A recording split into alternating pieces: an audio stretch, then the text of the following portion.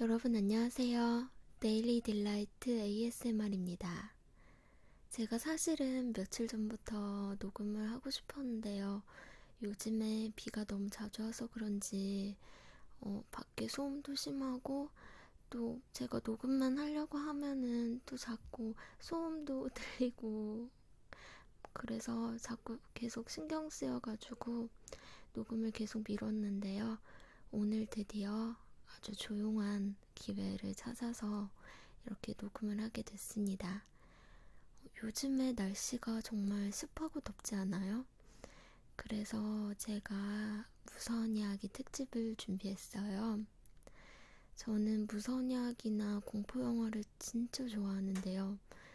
저 거의 막 매니아 수준으로 좋아해서 공포 영화나 무서운 이야기 같은 거 있으면은 무조건 찾아보고 그렇다고 해서 안 무서워하는 건 아니에요. 무서워하고 겁도 엄청 많은데 또 볼 때는 또 엄청 재밌으니까 계속 무서워하면서도 계속 보게 된 좀 이상하죠. 그래서 제가 오늘은 제가 들었던 무서운 이야기 중에서 제일 무서운 이야기 3편을 꼽아서 여러분들께 들려드리려고 해요. 먼저 간단한 소개를 해드릴게요. 첫 번째 이야기는 제가 들었던 무서운 이야기 중에서 제일 무서운 이야기예요. 정말 저는 이걸 읽고 지금 거의 몇 년 지났거든요. 근데 아직까지도 혼자 공중 화장실에 갈 때 너무 무서운 거예요. 그 정도로 좀 후유증이 남는 그런 이야기예요. 출처는 저는 그냥 인터넷에서 여기저기 오다가다 봤는데 제가 찾아보니까 연희말에서 처음 올라온 글이라고 하더라고요. 두 번째 이야기는 귀신 관련 무서운 이야기는 아니고요. 그냥 굉장히 흥미진진한 괴담입니다. 저는 여폭진 공포 게시판에서 봤는데 1차 출처는 한국 스레디기라는 곳이라고 하네요. 세 번째 이야기는 제가 직접 겪은 실화고요. 역시 귀신 관련된 이야기는 아닌데 누구나 살면서 한 번쯤 겪을 수도 있는 그런 일이라서 더욱 소름 끼치게 와닿을 그런 이야기입니다. 제가 원래 평소에 글을 읽듯이 그렇게 무서운 이야기를 들려드리려고 했는데요. 무서운 이야기는 원래 밤에 불 끄고 친구가 이렇게 해주는 게 제일 재밌잖아요. 그래서 특별히 친구 버전으로 반말로 그렇게 이야기를 들려드리려고 합니다. 서론이 너무 길었죠? 그러면은 지금부터 이야기 들려드릴게요. 첫 번째 이야기는 내가 작년 봄에 아는 언니한테 직접 들은 실화야. 이 언니가 그러는데 자기는 태어나서 처음이자 마지막으로 본 귀신이었대. 술자리에서 이 얘기를 들었는데 진짜 술이 정말 확 깰 정도였어. 이 경험을 내가 한 게 아니라 다행이라는 생각밖에 안 들었고. 이 언니는 양재동에 있는 회사에서 일을 하는데 이 회사가 10층이 넘고 정말 꽤 큰 건물에 있었대. 근데 큰 길 하나 건너면 큰 산이 있는 그런 건물이었는데 예전에 여기 묘지가 있었대. 근데 그 묘지를 드러내고 그 자리에 건물을 세워서 그런지 이 건물이 평소에도 음기가 세다는 그런 말을 사람들이 자주 했었대. 근데 뭐 여자 사원들은 나는 기가 세니까 괜찮다 뭐 이런 식으로 자기 자신을 위로하곤 했다 하더군. 근데 회사에서 주말마다 한 명씩 돌아가면서 당직을 세운대. 그래서 언니가 불만이 굉장히 많았는데 지난 1월에 언니가 당직을 혼자 서게 됐대. 근데 빈 사무실에서 빈둥거리면서 컴퓨터나 하던 중에 저녁 5시쯤 되니까 배가 살살 아파오더래. 그래서 화장실에 가려고 하는데 그때 마침 언니가 그날이어서 작은 손가방 하나를 가지고 화장실에 갔대. 근데 다들 알다시피 평소에 막 시끌벅적하던 곳이 갑자기 너무 조용하면은 정말 무섭잖아. 괜히 으스스하기도 하고. 그래서 이 언니도 너무 조용하니까 복도에 걸어가면서 좀 겁도 나기도 하고 좀 그러더래. 겨울이라서 그런지 이미 바깥에는 깜깜해졌고. 근데 나가면서 보니까 옆 사무실에 남자 한 명이 출근해 있었다는 거야. 약간 음산한 기분으로 화장실을 들어갔는데 세 칸 모두 빈 걸 분명히 확인을 하고 그 중에서 가운데 칸으로 언니가 들어갔대. 그래서 볼일을 보면서 심심해서 전화기로 게임을 하고 있었대. 그 작은 손가방은 왜 화장실에 들어가면은 문 위쪽에 그 고리 같은 거 있잖아. 거기에다 걸어두고. 근데 거의 모든 회사 화장실이 그렇듯이 화장실 입구 문은 왜 그 무거운 철문 같은 걸로 돼서 열고 닫을 때 소리가 나잖아. 끼익끼익 하는 소리. 들어올 때 아무도 없었겠다. 누가 들어오는 소리도 안 났겠다. 그냥 마음 놓고 게임을 하고 있었는데 난데없이 언니가 앉아있는 그 칸 아래로 하얗고 예쁜 손 하나가 쑥 들어오더래.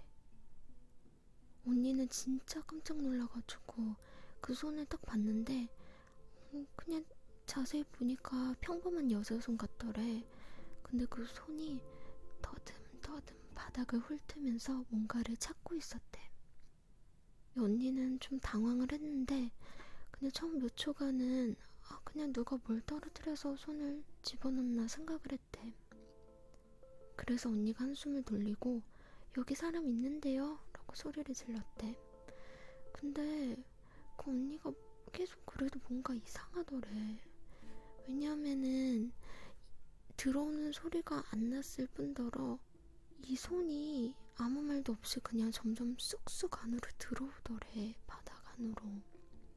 근데 아까도 말했다시피 내가 1월이라고 했잖아. 완전 한겨울인데 화장실도 정말 썰렁했는데 이 팔은 팔꿈치까지 들어왔는데 그냥 맨팔이었다는 거야. 그리고 무엇보다도 손의 각도가 정말 이상하더래. 왜냐하면은 잘 생각해봐. 보통 사람이 만약에 꿇어 앉아가지고 손을 화장실 문 아래로 이렇게 들이밀면 손목이 좀 꺾여서 팔이 위로 이렇게 올라가야 되잖아. 근데 이 손은 약간 바닥에 사람이 완전히 누워가지고 손에 집어넣은 것처럼 팔뚝이 바닥에 완전히 다 붙어 있다는 거야. 그리고 이 각도에서 팔이 양옆으로 휘휘 젓는 게 아니라 앞뒤로도 막 들어갔다 나갔다 들어갔다 나갔다 하더래. 진짜 도저히 누군가가 화장실 바닥에 누워서 팔을 집어넣었다 하더라도 진짜 도저히 나올 수 없는 그런 각도며 움직임이었더래. 그래서 언니가 그때 딱 든 생각이 이거는 사람 팔이 아닌 것 같다. 그래서 언니가 진짜 너무 무서워서 소리를 고래고래 질렀대. 그리고 일단 그 손이 자기 발에 닿을까봐 발을 이렇게 양쪽 벽 옆으로 올려붙이고 그 손을 계속 보고 있었는데 좀 있다가 옆에 손이 하나가 더 들어오더래. 손 크기나 모양은 비슷한데 아까 들어온 손이랑 똑같은 방향의 손이더래. 예를 들면 왼손 2개, 오른손 2개 이런 식으로. 두 손이 양옆에서 앞뒤로 더듬더듬 하다가 서로 부딪히기도 하고 서로 궁합이 잘 안 맞는 것처럼 정말 두 사람의 팔 같더래. 그 중에 한 팔은 거의 어깨, 겨드랑이 부분까지 다 들어와서 저쪽 뒤에 있는 쓰레기통에까지 손이 닿더래. 진짜 이 경악스러운 공포의 순간에 언니가 너무너무 다행으로 생각한 거는 이 손들이 다행히게도 이렇게 들어 올려지지는 않고 그냥 바닥만 샅샅이 더듬었다는 거야.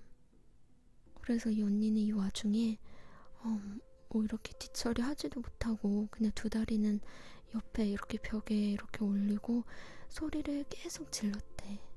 근데 한 1분쯤 지나서 이 소리를 들었는지 아까 그 사무실에 앉아있던 남자가 무슨 일이냐고 화장실 문을 열고 뛰어들어오더래.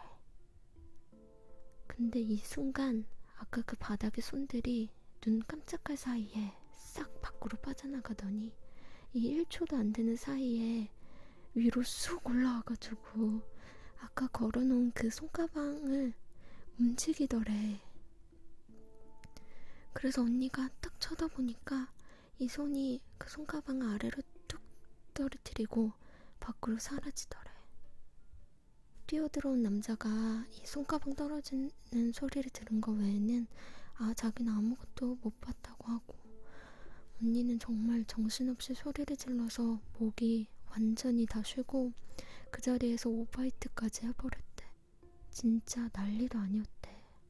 그리고 그날 있었던 일로 한동안 이 건물 자체가 떠들썩하고 그랬대. 이 이야기를 언니가 해줄 때 이미 꽤 시간이 지났는데 이 언니는 아직도 화장실에 가는 모든 게 무섭고 진짜 화장실에 가더라도 발을 항상 이렇게 바닥에 놓지 못하는 습관이 생겼다는 거야. 그리고 회사에서도 화장실을 그 층에 있는 화장실은 더 이상 못 쓰고. 이 언니가 그러는데 진짜 아직까지도 그 손을 잊을 수가 없다고, 자기는 정말 봤다고 엄청 강조를 하더라고. 언니가 100번 양보해서 이 손들이 헛것을 본 거라고 해도 손가방이 갑자기 위에서 뚝 떨어진 거는 정말 이해가 안 간다고 그러더라고. 그러면 이어서 두 번째 이야기를 해줄게. 이거는 내가 수업 시간에 교수님한테 들은 이야기야. 이 교수님은 중국어학과 교수님이신데 단순히 중국어만 잘하시는 게 아니라 중국의 문화나 지역 역사 같은 것에도 굉장히 해박하신 교수님이셨어. 지금은 나이가 좀 많으신데 젊었을 때는 직접 중국 이곳저곳을 돌아다니시기도 했대. 이건 지금으로부터 몇십 년 전에 우리 교수님이 아직 젊었을 적의 이야기야. 지금은 중국 여행을 하는 게 쉽잖아. 근데 1992년 한중 수교 이전에는 중국 여행이 그렇게 쉬운 일이 아니었대. 왜냐하면 그때 중국, 물론 지금도 마찬가지지만 중국은 사회주의 국가고 그 당시에는 실제로 종북주의자들이 중국을 루트로 해서 북한에 가서 무슨 사상 같은 거를 배워오는 경우가 왕왕 있었다는 거야. 그래서 예전에는 중국을 방문하려면 굉장히 복잡한 절차를 거쳐야 했고, 그래서 비용도 장난 아니게 많이 들었고 그랬대. 그래서 교수님은 자신과 뜻이 맞는 친구 2명과 같이 조금 편법으로 준비를 했대. 한국에서 바로 중국으로 가는 게 아니라 한국에서 동남아를 거쳐서 중국으로 가는 그런 루트를 계획한 거야. 오해할 사람이 있을까 싶어서 미리 말았는데 우리 교수님이 중국 여행을 하고자 했던 거는 그냥 순수하게 학자로서의 열의 때문이었지 다른 이유 때문에는 아니었어. 그 당시 중국은 미지의 세계나 다름없었고 대학생이나 학자들도 진짜 몇십 년 전에 나온 그런 교재들로 공부하고 있었대. 그러다 보니까 중국 문화 연구는 진짜 열악할 수밖에 없는 그런 상황이었나 봐. 그래서 교수님이 큰 맘을 먹고 중국 여행을 계획하신 거지. 다른 불순한 의도가 있었던 거는 절대 아니었대. 근데 문제가 생긴 게 처음에는 한국에서 동남아를 통해 중국으로 가려고 했는데 동남아에서 입국 심사가 탈락한 거야. 왜냐하면 그 당시 우리나라는 아직 그렇게 잘 사는 나라가 아니었고 그것 때문에 불법 취업 문제가 심했나 봐. 그래서 교수님은 다시 일본을 거쳐서 가는 루트를 세운대. 잘은 모르지만 일본에서 동남아로 가는 거는 좀 수월했나 봐. 교수님이랑 친구분들은 이 말만 믿고 그냥 일본으로 갔대. 근데 거기에서도 입국 심사 탈락.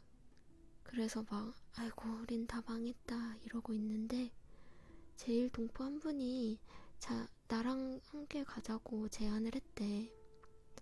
이분은 일본이랑 동남아로 오가면서 보따리 장사 비슷한 걸 했는데 이쪽 관리들이 엄청 썩어 있어서 적당히 뇌물만 좀 찔러주면 장사꾼들 3-4명쯤은 좀 눈 감아주고 그러기도 한다는 거야.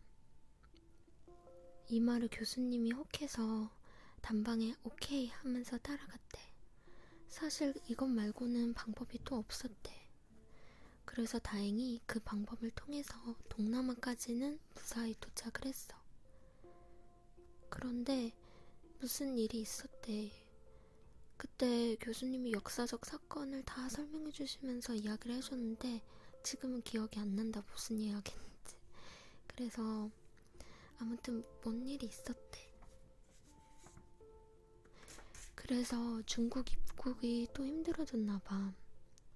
근데 여기까지 왔는데 다시 돌아갈 수는 없잖아? 그래서 교수님이 오기가 생겨서 불법적인 루트까지 찾기 시작했대. 그래서 중국까지 무사하게 데려다 준다는 브로커를 만났대. 브로커가 말한 루트는 대강 이랬대.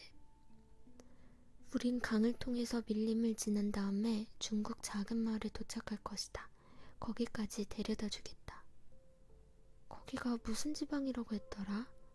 어쨌든 좀 울창한 밀림 지역이고 중국 공안도 잘 안 찾는 오지였대.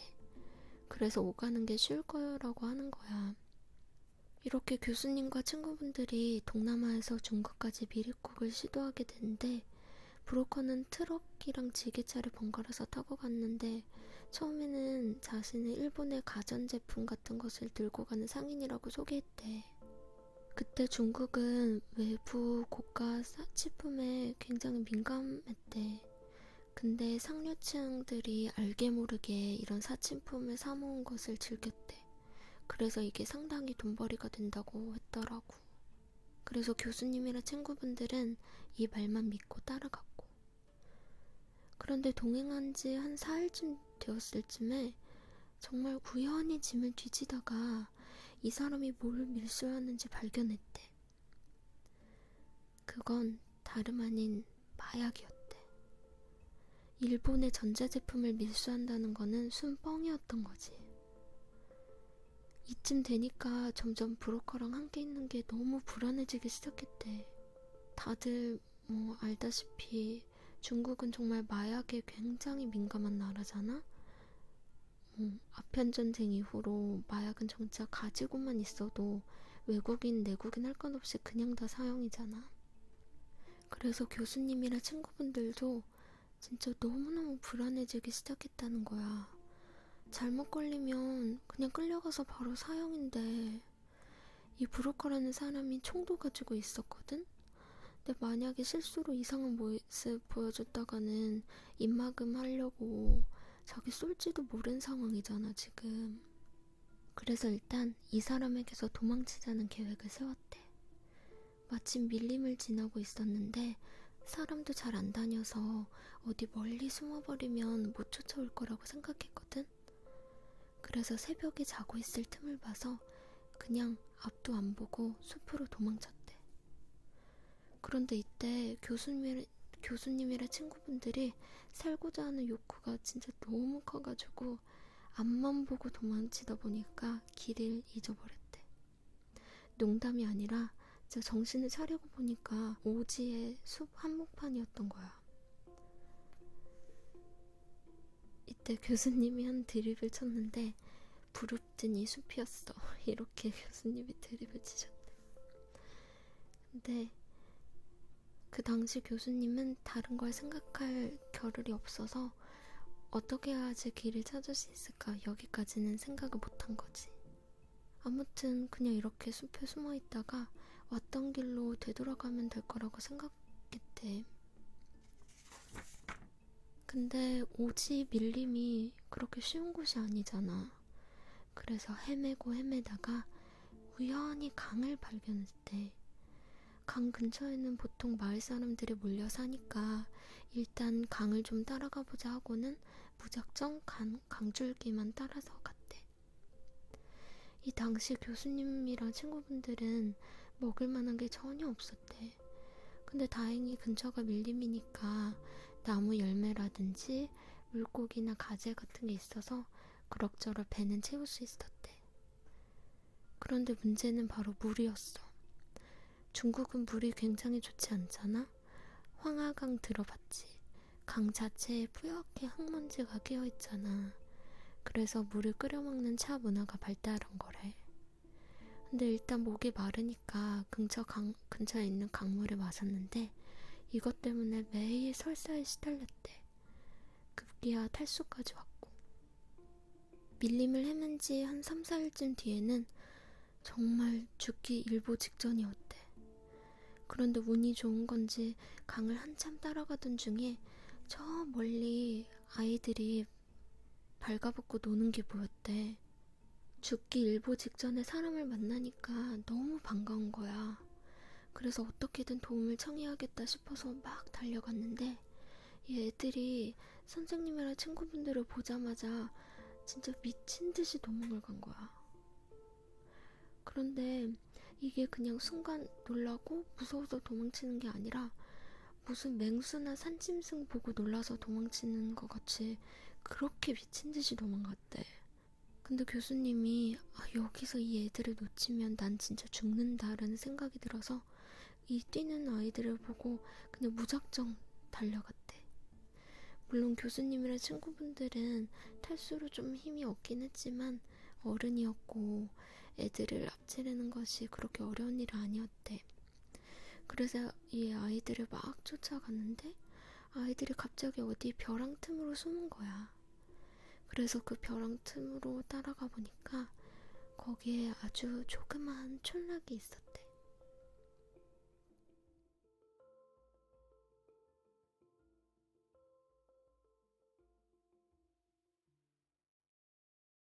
작은 손가방 하나를 가지고 화장실에 갔대. 근데 다들 알다시피 평소에 막 시끌벅적하던 곳이 갑자기 너무 조용하면은 정말 무섭잖아.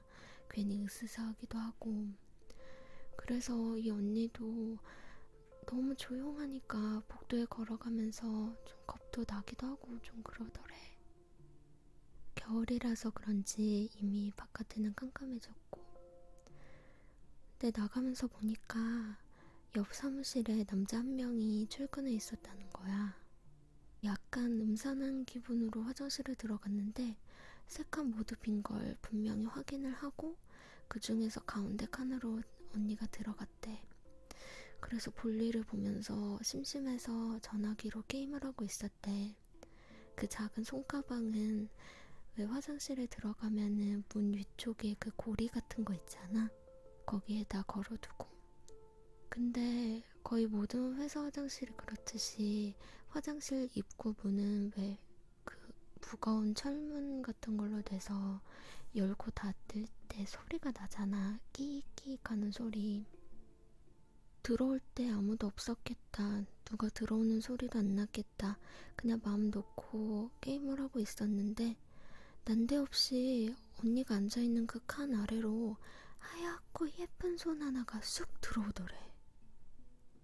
언니는 진짜 깜짝 놀라가지고 그 손을 딱 봤는데 첫 번째 이야기는 제가 들었던 무서운 이야기 중에서 제일 무서운 이야기예요. 정말 저는 이걸 읽고 지금 거의 몇 년 지났거든요. 근데 아직까지도 혼자 공중 화장실에 갈 때 너무 무서운 거예요. 그 정도로 좀 후유증이 남는 그런 이야기예요.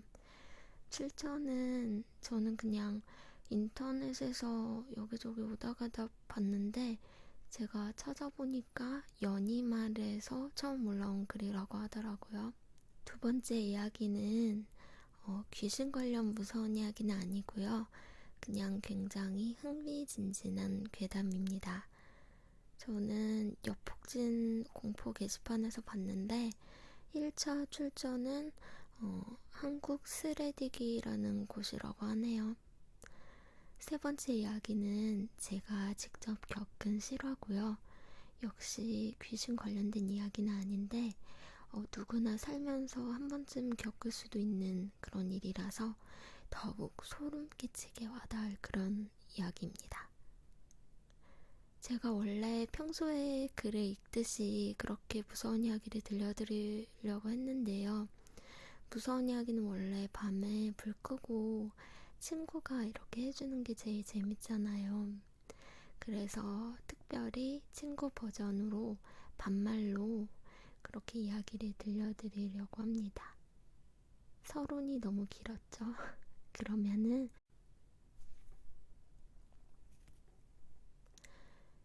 여러분 안녕하세요. 데일리 딜라이트 ASMR입니다. 제가 사실은 며칠 전부터 녹음을 하고 싶었는데요. 요즘에 비가 너무 자주 와서 그런지 밖에 소음도 심하고 또 제가 녹음만 하려고 하면은 또 자꾸 소음도 들리고 그래서 자꾸 계속 신경 쓰여가지고 녹음을 계속 미뤘는데요.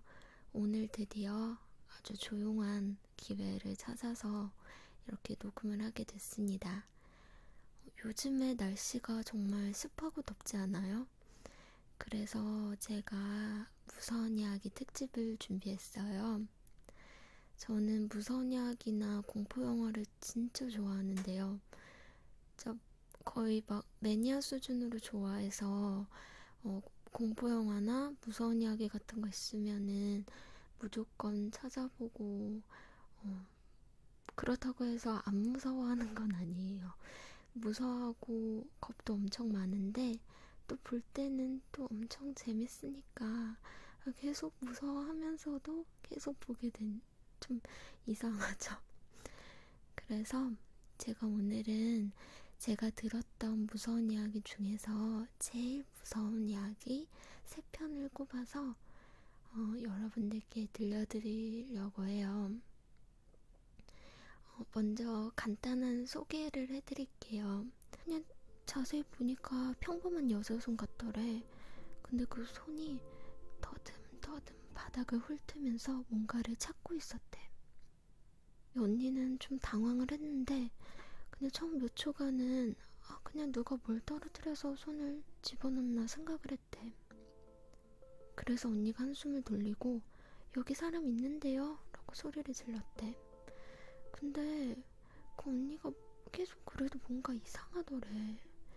왜냐하면은 들어오는 소리가 안 났을 뿐더러 이 손이 아무 말도 없이 그냥 점점 쑥쑥 안으로 들어오더래. 바닥 안으로.